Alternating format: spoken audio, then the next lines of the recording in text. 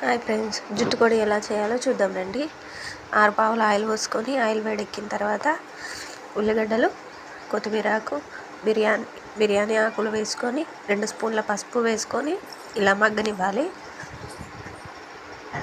ఇలా మగ్గిన తర్వాత ఒక 2 స్పూన్ల అల్లం వేసుకొని మళ్ళీ ఒక 5 మినిట్స్ కలర్ వచ్చేంత వరకు మగ్గనివ్వాలి. ఇలా కలుపుకొని 5 మినిట్స్ తర్వాత